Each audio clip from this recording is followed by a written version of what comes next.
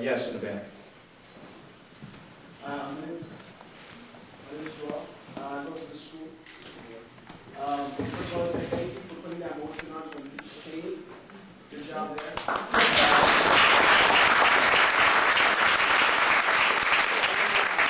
I'm an Iraqi vet. I was there for a year, and I've lost a lot of friends, and I have a lot of wives. I've lost husbands, so I have a lot of feeling for the war.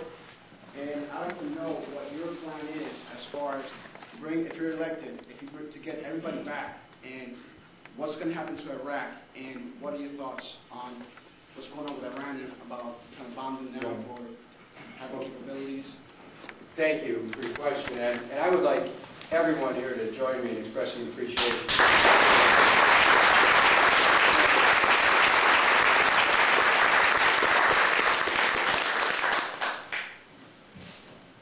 Those who serve this country should be thanked and honored for their service to America. That people are sent on a mission that wasn't based on the truth is the responsibility of those who sent them. But that those who serve with the intention of serving America. We have to thank you for your service. Immediately after the invasion, which I not only opposed, but I organized 125 Democrats to vote against, I put forth a bill in Congress that provided for an exit.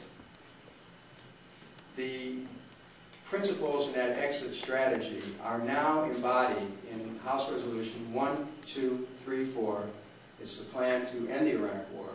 1234. Now, let me tell you what's in that bill. First of all, it says that we must end the occupation, close the bases, bring the troops home. The way that you can bring the troops home is you must have a parallel process of reaching out to the world community, and particularly the community of Muslim nations in the region, to put together an international peacekeeping and security force that would move in as our troops leave. Now, we all recognize that no one wants to help right now because we're in an occupation. The occupation is fueling the insurgency. The longer we're there, the more people are going to fight us to get us out of there. I've talked to people at the UN a couple of years ago and got their advice on developing this approach, which is to say that when the occupation ends, you have to have a plan that simultaneously moves in as our troops leave. It would be made up of Muslim countries, and they would stabilize Iraq. But it means the end of the U.S. occupation. But we can't. It's not the only way to end the war. Here's what we have to do in addition. We have to realize that the occupation is what's helped to fracture the fragile coalition that existed, or peace that existed between Shiites, Sunnis, and Kurds. People chose sides. It intensified the conflict. The United States leaves. That's when you have to put in place a plan for reconciliation between the Shiites, the Sunnis, and the Kurds. The Iraqi people have gone broke during this war. They haven't had jobs. They haven't been able to feed their family. Some would wait in long lines at police stations only to be blown up. We have to have an honest reconstruction program in Iraq, get these crooked contractors and these mercenaries out of that country, and give the Iraqi people jobs where they can feed their family at a living wage for Iraq. We're going to have a program of reparations. If America is ever going to be safe in the future, my friends, we must recognize that a grievous breach has been created between ourselves and the Iraqi people. Think of how any of us would feel if someone came in, a foreign power invaded our country. Since Iraq is we're 12 times the size of Iraq. Thinking if we lost 1 million people, and we lost loved ones, husbands, wives, children, homes are destroyed, places of worship destroyed, schools destroyed, everything ruined. How would we feel? See, we must have a program of reparations to make it possible for the Iraqi people to understand that America does have a heart, that America saw a wrong and it moved to right it. And that program of reparations is part of the way you end the war. We also have to make sure that the Iraqi people, when they go into the international community, aren't going to be hamstrung by the international monetary system or the World Bank being forced to privatize whatever is still viable or whatever would be rebuilt. We also have to make sure that the Iraqi people have total control over their oil. Now, one of the things that I was the only one in Congress who saw that the Bush administration, in their so-called program of reconciliation, had a provision in there that called for Iraq to privatize their oil. And it's no surprise that one of the first people that rushed into Kurdistan was the person who contributed $35 million to the George Bush's library, and that he went to try to cut a deal with the Kurds that would fracture any attempt to unite the country, you know, drive a wedge that would bring about a partition, keep the war going, and be able to drive up the price of oil all in one fell swoop.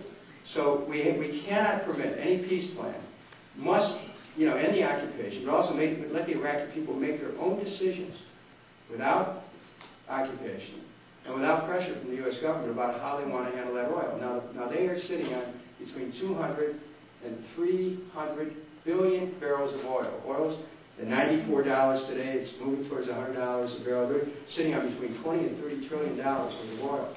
Huge amount of oil there. There's talk if we so that's the plan to stabilize Iraq. Now this plan to attack Iran, making these plans is in and of itself a war crime.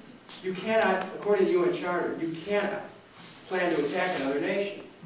And also, there's other laws, and you can't plan to use nuclear weapons against another nation. If you drop 30,000-pound bunker buster bombs at nuclear research labs, you're talking about a dirty bomb, you're talking about the Chernobyl effect, and poisoning the land, and giving radiation sickness to perhaps millions of people. Where are we with our thinking on this? Where's our heart? Where's our soul? Where's our conscience? I mean, are we, you know, we have individuals who are running our country who are displaying behavior that in another line of work would be called sociopathic. And I don't say that lightly.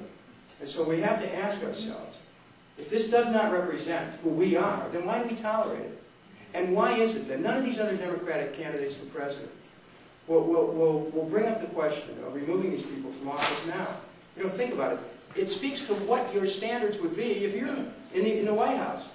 If you're running for president and you can't look at the conduct of Mr. Cheney and Mr. Bush and agree that they should be removed from office, if you don't believe that they committed crimes, then what are your standards? Who are these people that are asking to be our president? If they don't think that what Mr. Bush and Mr. Cheney did was fundamentally wrong and illegal. If they think it's illegal, why aren't they willing to do something about it? And if they don't think it's illegal, they shouldn't be running for president because they don't have the confidence.